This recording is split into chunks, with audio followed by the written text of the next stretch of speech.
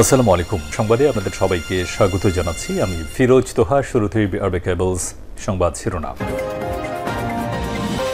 পুরোদমে Iran, Israel এবং নিরীহ ফিলিস্তিনিদের মাঝে ভয়াবহ যুদ্ধ চলছে। আর এই মুহূর্তে আমাদের হাতে এসেছে যুদ্ধের সর্বশেষ গুরুত্বপূর্ণ তাজা আপডেট সংবাদ। প্রথমেই জানাবো, ইসরায়েলের বিরুদ্ধে অস্ত্র নিষেধাজ্ঞার পক্ষে অধিকাংশ ব্রিটিশ জনগণ। বেশিরভাগ ব্রিটিশ জনগণ ইসরায়েলের উপর অস্ত্র নিষেধাজ্ঞার পক্ষে। দেশটির ৫৭% মানুষ মনে করে পূর্ণাঙ্গ অস্ত্র নিষেধাজ্ঞা আরোপ করা উচিত। ১৩% এর বিরোধিতা করেছে। ওপেনিয়াম রিসার্চ পরিচালিত প্যালেস্টাইন সলিডারি ক্যাম্পেইনে নতুন এই জরিপের তথ্য উঠে এসেছে। এতে দখলদার ইসরায়েলকে অস্ত্র না দেওয়ার পক্ষে অধিকাংশ মানুষ।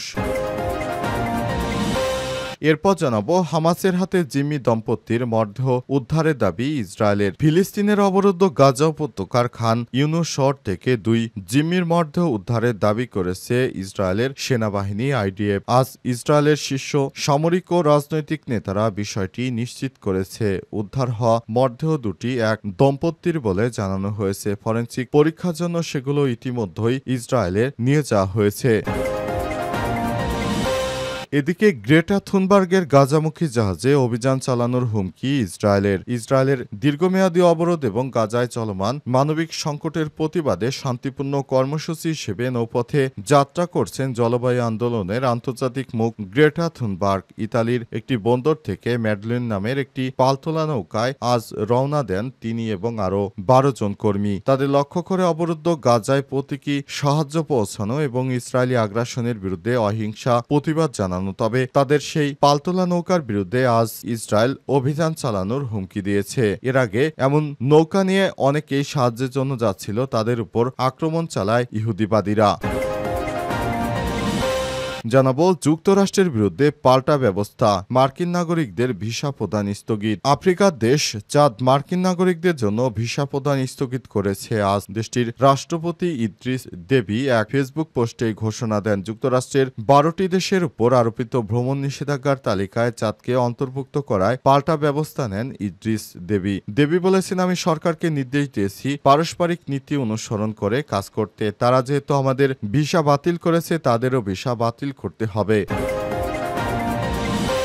এবং সর্বশেষ জানাবো, কালো মানিক উপহার হিসেবে নেবেন না খালেদা জিয়া। কালো মানিক নামের গরুটি উপহার হিসেবে নেবেন না বিএনপির চেয়ারপারসন বেগম খালেদা জিয়া। তিনি বলেছেন, আপনারা এই গরুটিকে নিয়ে এলাকায় দরিদ্র মানুষের মাঝে কুরবানি দিতে পারেন। বিএনপির চেয়ারপারসন কারো উপহার গ্রহণ করবেন না। প্রিয় দর্শক, এতক্ষণ শুনছিলেন সংবাদ শিরোনাম, এবারে বিস্তারিত। তবে তার আগে বন্ধুরা, অনুরোধ থাকবে এই সংবাদটিতে একটি লাইক দিন। এই চ্যানেলে আপনি নতুন হয়ে থাকলে আমাদের সংবাদটি দেখতে দেখতে চ্যানেলটি সাবস্ক্রাইব করে রাখুন। কমেন্ট করে বন্ধুরা আপনার মূল্যবান মতামত জানিয়ে দিন আপনি বিশ্বের কোন দেশ থেকে বা বাংলাদেশের কোন স্থান থেকে আমাদের সংবাদটি দেখছেন এবং শুনছেন। আর বন্ধুরা, গাজা যুদ্ধে আপনি যদি নিরীহ ফিলিস্তিনিদের ভালোবেসে থাকেন, কমেন্টে ইয়েস লিখে বিশ্ববাসীকে জানিয়ে দিন। সংবাদটি আপনার সোশ্যাল মিডিয়া ফেসবুকে শেয়ার করে বন্ধুদেরও দেখার সুযোগ করে দিন। এবারে বিস্তারিত। ইসরায়েলের বিরুদ্ধে অস্ত্র নিষেধাজ্ঞার পক্ষে অধিকাংশ ব্রিটিশ জনগণ। জরিপের ফল প্রকাশ। বেশিরভাগ ব্রিটিশ জনগণ দখলদার ইসরায়েলের উপর অস্ত্র নিষেধাজ্ঞার পক্ষে। দেশটির ৫৭% মানুষ মনে করে পূর্ণাঙ্গ অস্ত্র নিষেধাজ্ঞা আরোপ করা উচিত এবং ১৩% এর বিরোধিতা করে। ওপেনিয়াম রিসার্চ পরিচালিত প্যালেস্টাইন সলিডারি ক্যাম্পেইনের নতুন জরিপে এই তথ্য উঠে এসেছে। গত ৩০ মে থেকে ২ জুনের মধ্যে পরিচালিত এই জরিপে দেখা গেছে ৫৩% মানুষ মনে করে ইসরায়েলকে আন্তর্জাতিক জাতিসংঘ থেকে বহিষ্কার করা উচিত। এছাড়াও ৫০% বলছে সুপার মার্কেটগুলোতে ইসরায়েলি পণ্য বর্জন করা উচিত। ৫৪% মদতদাতা অতি ডানপন্থী ইসরায়েলি অর্থমন্ত্রী বেজালেল স্মেটিসের উপর নিষেধাজ্ঞা আরোপের পক্ষে মত দিয়েছে। ওই মন্ত্রী গাজা উপত্যকায় ইসরায়েলের সম্পূর্ণ অবরোধের একজন কট্টর সমর্থক, যার ফলে ৯৩% মানুষ তীব্র খাদ্য নিরাপত্তাহীনতায় ভুগছে। ইউরোপীয় দেশগুলো ইসরায়েলের প্রতি জনসমর্থন সর্বনিম্ন রেকর্ড স্তরে নেমে এসেছে বলে একই ধরনের একটি জরিপ প্রকাশের পর নতুন জরিপটি প্রকাশিত হয়েছে। গত সপ্তাহে ৩০০ জনের বেশি শিল্পী ব্রিটিশ প্রধানমন্ত্রী কেয়ার স্টারমারের কাছে একটি চিঠি পাঠিয়ে এ বিষয়ে নিষেধাজ্ঞার আহ্বান জানিয়েছে। দখলদার ইসরায়েলের বিপক্ষে অবস্থান করছে সমস্ত সাধারণ মানুষ। হামাসের হাতে জিম্মি দম্পতির মরদেহ উদ্ধারের দাবি ইসরায়েলের। ফিলিস্তিনের অবরুদ্ধ গাজা উপত্যকায় খান ইউনুস শহর থেকে 2 জিম্মির মরদেহ উদ্ধারের দাবি করেছে ইসরায়েল সেনাবাহিনী। আইডিএফ আজ ইসরায়েলের সামরিক ও রাজনৈতিক নেতারা বিষয়টি নিশ্চিত করেছেন। উদ্ধার হওয়া মরদেহ দুটি এক দম্পতির বলে জানানো হয়েছে। ফরেনসিক পরীক্ষার জন্য সেগুলো ইতিমধ্যেই ইসরায়েলে নিয়ে যাওয়া হয়েছে। বার্তা সংস্থা এপির বরাত থেকে জানা গেছে নিহত দম্পতির নাম জুডি ওয়েস্টিন 70 ও গাদি হাগাই 72। জুডি ওয়েস্টিন ইসরায়েল ছাড়াও কানাডার নাগরিক ছিলেন এবং তাদের দুজনেরই মার্কিন পাসপোর্ট ছিল বলে জানিয়েছে ইসরায়েলি কর্তৃপক্ষ।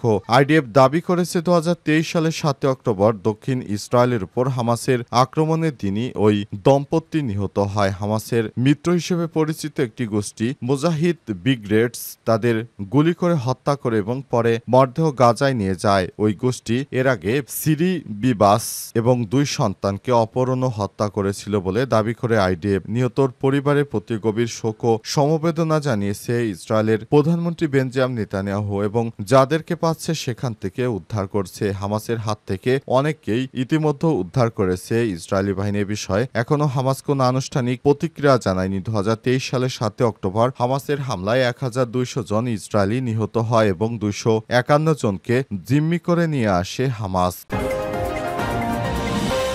গ্রেটা থুনবার্গের গাজামুখী জাহাজে অভিযান চালানোর হুমকি ইসরায়েলের দীর্ঘমেয়াদী অবাধে গাজায় চলমান মানবিক সংকটের প্রতিবাদে শান্তিপূর্ণ কর্মসূচি হিসেবে নৌপথে যাত্রা করেছে জলবায়ু আন্দোলনের আন্তর্জাতিক মূল গ্রেটা থুনবার্গ। ইতালির একটি বন্দর থেকে ম্যাডলিন নামের একটি পালতোলা নৌকায় রোববার রওনা দেন তিনি। আরও 12 জন কর্মী তাদের লক্ষ্য করে অবরুদ্ধ গাজায় প্রতীকী সাহায্য পৌঁছানো এবং ইসরায়েলি আগ্রাসনের বিরুদ্ধে অহিংস প্রতিবাদ জানানো হয়। তবে এই যাত্রাকে কেন্দ্র করে ইসরায়েলের পক্ষ থেকে দেয়া হয়েছে কড়া বার্তা। দেশটির সেনাবাহিনীর মুখপাত্র ব্রিগেডিয়ার জেনারেল এফি ডেফরিন হুঁশিয়ারি করে বলেছেন তারা এই ধরনের পরিস্থিতি মোকাবেলায় প্রস্তুত এবং প্রয়োজনে অভিযানে নামবে। যদিও তিনি বিস্তারিত কিছু বলেননি, তবে তার মন্তব্য 2010 সালে ফ্রিডম ফ্লোটিলা অভিযানের কথা মনে করিয়ে দিয়েছে, যেখানে তুরস্কের একটি সহায়তাবাহী জাহাজে অভিযান চালিয়ে 9 জনকে হত্যা করেছিল ইসরায়েলি বাহিনী। গেটার এই অভিযান পরিচালিত হচ্ছে ফ্রিডম ফ্লোটিলা কোয়ালিশন এর উদ্যোগে। সংগঠনটির এই যাত্রাকে বর্ণনা করেছে এক ধরনের অহিংস প্রতিবাদ ও সরাসরি মানবিক সহায়তার পদক্ষেপ হিসেবে। যাত্রাপথে তাদের সঙ্গে রয়েছে খাদ্য সামগ্রী। গ্রেটা থুনবার্গ জানিয়েছেন তারা ঝুঁকি সম্পর্কে সচেতন, তবুও তিনি মনে করেন এটাই মানবতার একমাত্র ভরসা। আমরা জানি পরিস্থিতি কঠিন, কিন্তু চেষ্টা না করলে মানবতা রক্ষা করা সম্ভব নয় বলেন তিনি। বর্তমানে নৌকাটি গ্রিসের ক্রিট দ্বীপের পশ্চিমে অবস্থান নিয়েছে। এই যাত্রার পেছনে রয়েছে গাজার চলমান মানবিক বিপর্যয়। মার্চ মাসে ইসরায়েল ও হামাসের যুদ্ধবিরতি আলোচনা ভেঙে যাওয়ার পর ইসরায়েল 3 মাসের কঠোর অবরোধ আরোপ করে, যা খাদ্য, ওষুধ এবং অন্যান্য জরুরি সামগ্রী প্রবেশে বাধাগ্রস্ত করেছে। এর ফলে আন্তর্জাতিক মহলে সমালোচনার ঝড় উঠেছে। ইতিমধ্যেই ব্রিটেন, কানাডা ও ফ্রান্স ইসরায়েলকে সামরিক অভিযান বন্ধের আহ্বান জানিয়েছে এবং তা না মানলে নিষেধাজ্ঞার হুমকি দিয়েছে। ব্রিটেন ইতিমধ্যেই ইসরায়েলের সঙ্গে চলমান বাণিজ্য আলোচনা স্থগিত করেছে। কালোমানিক উপহার হিসেবে নেবেন না খালেদা জিয়া, চেয়েছেন দোয়া। কালোমানিক নামের গরুটি উপহার হিসেবে নেবেন না বিএনপির চেয়ারপারসন খালেদা জিয়া। পবিত্র ঈদুল আজহা উপলক্ষে তাকে এটি উপহার দিতে চেয়েছিলেন পটুয়াখালীর এক কৃষক। গত রাত 10টার দিকে কালোমানিক নিয়ে বিএনপির চেয়ারপারসনের বাসা গুলশানে ফিরোজার সামনে হাজির হন ওই কৃষক সোহাগ মিদা। তবে সেটি গ্রহণ না করে তাকে জানিয়ে দেন বিএনপির চেয়ারপারসনের ব্যক্তিগত চিকিৎসক এজেএম জাহিদ হোসেন। বিএনপির মিডিয়া সেলের সদস্য সাইরুল কবির খান রাতে এক বিবৃতিতে তথ্য নিশ্চিত করেছেন। এর আগে বিএনপি চেয়ারপারসন খালেদা জিয়াকে উপহার দিতে সারটি নিয়ে পটুয়াখালীর মির্জাগঞ্জ উপজেলার উত্তর ঝাটিবুনিয়া গ্রাম থেকে বৃহস্পতিবার সকালে রওনা দেন সোহাগ মিদা। ফ্রিজিয়ান জাতের সারটির ওজন প্রায় 35 মণ, বাজারে যার দাম উঠেছিল প্রায় 10 লক্ষ টাকা। সাইরুল কবির খান প্রথম আলোকে বলেছেন, ব্যক্তিগত চিকিৎসক ডক্টর এজেএম জাহিদ হোসেনের মাধ্যমে ম্যাডামকে বিষয়টি জানানো হয়েছে। তিনি উপহারটি ফেরত ফেরত নিতে বলেছেন,